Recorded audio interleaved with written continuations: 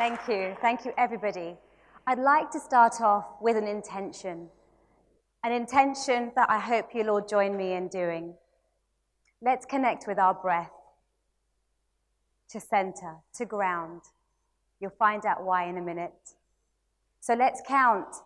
Breathing in for 3. 1, 2, 3. And exhaling for a count of 4. 1, 2, 3, 4. Breathing like this calms our mind and relaxes our nervous system.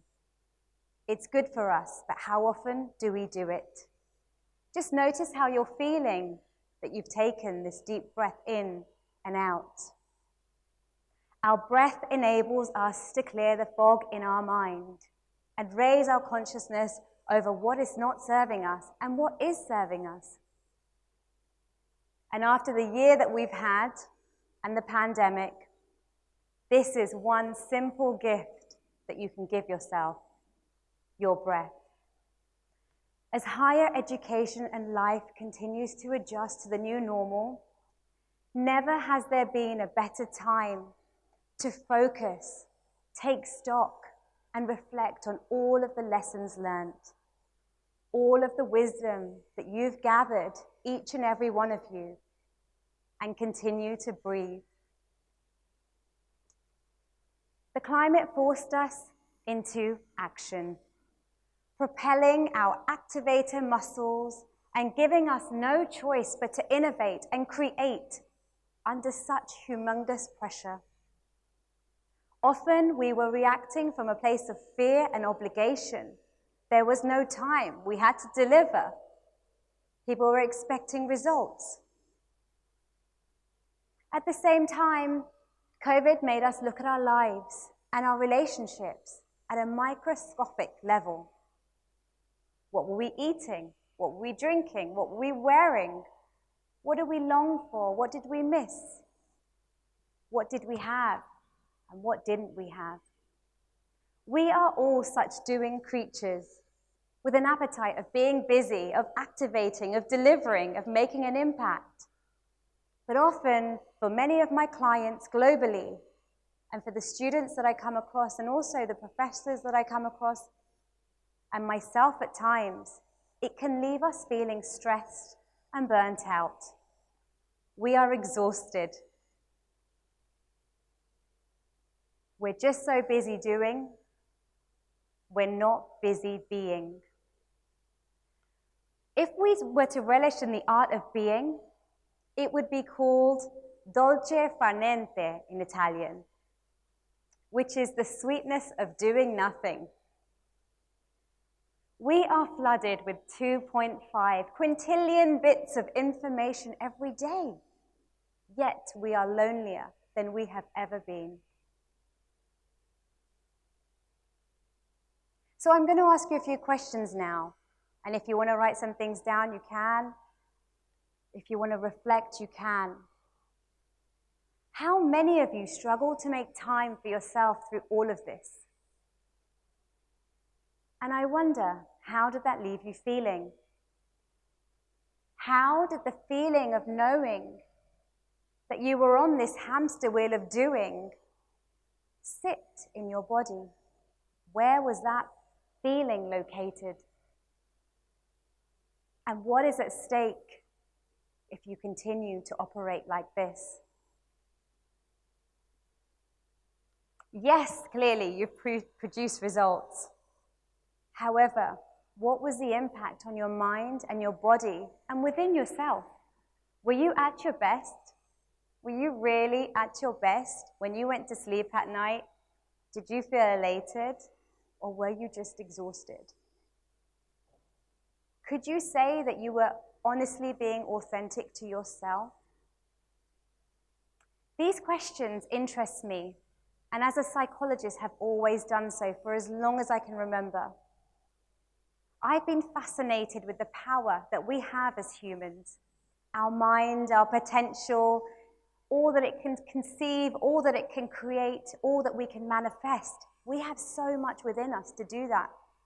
The perspectives we take, the attitudes we form, and our overall attitude and state of being. A lot of it had to do with my grandmother. Here she is. Her name was Devi, which means goddess in Sanskrit. She played a huge part in my life, raising me for 30 years of my life. Yes, that does make me over 30. Can you believe it? Nani practiced meditation twice a day, and I loved how grounded and calm she always seemed. It made me feel so safe and loved. She had lived through a lot of her life, from being a refugee at the age of 10 and losing her husband when she was just 19, moving to England from India completely illiterate, not knowing how to read or write English. But somehow, she made it work. She not only survived, but she thrived. She had a tenacity that was calm and rare. By observing her at such close proximity, it was like conducting a longitudinal research, observational research from my living room sofa. Subconsciously, Nani's teachings resided in my mind and inspired me to go and do my first and my second degree in psychology. It's what I've used over the years with my clients and also on myself to unlock the potential, to open the doors for people where they feel they cannot get ahead. However, getting onto my degrees was not smooth sailing.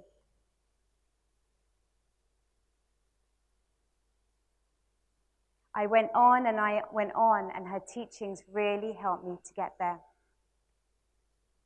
As time's gone on, I have worked with hundreds of individuals in the midst of their own life pandemics, and I have distilled 5 ways that each and every one of us, whether we're a child or we're an adult, whether we're a professional or we're an at-home mum or dad, connect with your inner peace at times of absolute chaos. How we can access our calm to be fully present and authentic to who we are. Unprecedented times give us such a unique opportunity to reflect. And there's something truly beautiful and deepening when we explore the wisdom that we've gathered. Sometimes the hard times and the pain can be our absolute strength. And if we're able to leverage from that place, there's potential which is awaiting. Identifying with mind, body, heart, breath, and truth will enable you to stand in your chaos and not be a part of it. It will simultaneously keep you in absolute connectivity with yourself. So let's start with mind. My narrative is my choice. When you are focused on the mind, by the way, these are all friends, mind, body, heart, breath, truth, that you have within you. We don't need to go to a mall to get these things. We don't have to pay anyone to give us these things. Each of us have these gifts within us. We just need to access them. So for mind, it's to reflect in the moment. What am I noticing? What am I thinking? What is my belief system? How aware am I of that little niggling voice in my head? Is it being kind or critical? Listen to that voice right now. What are you telling yourself? Are you focused on inwards or are you focused on outwards? McKinsey coined a term called integrative awareness, which is being aware of the changing reality on the outside of us, but staying calm despite the pressure. If you are easily provoked, you are easy to control. Detach with compassion, and you can see a plethora of opportunity open up in front of you. When you contemplate these questions and consciously detach, it makes you more resilient and adaptable to take on the knocks that life might throw at you. Body. I honor and respect my body. How is your vitality? The Harvard Business School coined 4 types of vitality, leadership vitality. They studied astronauts in space and found what was the very minimum that they needed to do to stay agile, fit, and full of vitality in space. And they found that there were 4 types of vitality, and they all come under the umbrella of body.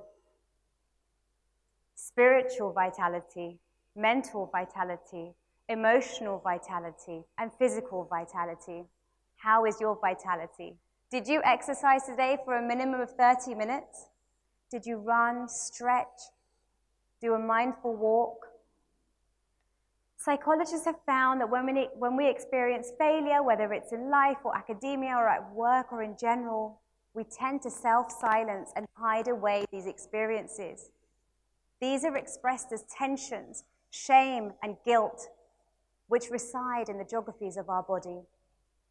Exercise provides a beautiful release, cathartic release from the tension that we're holding on to, raising the quality of our sleep, the quality of our lives and experiences, and reducing stress, and ultimately making us live longer. Heart. Your heart's shape is as distinctive as your fingerprint. You are special, and the wisdom exists within you. Cardiologists have found that our heart is the only muscle in our body that imprints the story of our life. Ask yourself, how am I feeling right now? What am I struggling to let go of? What are you holding on to? What does your intuition tell you? A recent study by Bego and Denise showed that intuitive responses are based on correct logical responses from the start, which means we should absolutely trust our intuition. So if that little voice in our mind, when we stop to listen, is telling us to do something that we're not doing, or to face something that we're not facing, this is based on absolute logic. Let's stop doing and let's start being, so we can actually access this wisdom, this golden nuggets of wisdom that reside in our mind, that's giving us the direction that we absolutely need as the world changes around us at rapid speed. Are you driven by the word on the street and what everyone thinks is right and what you should be doing, or something deeper, like an insight that's helped you carry the light through a dark time? This is a great way of acknowledging yourself. Breath. I feel calmer and peaceful with each breath that I take. How much do you use your prana? Prana is a Sanskrit term for life force energy. Simply put, our breath. Anchoring as deeply as you can with your breath. By the way, are you still breathing? I hope so. In for 3 and out for 4. Deep abdominal breathing makes us very mindful to the moment, which is now. This is where we have the most power.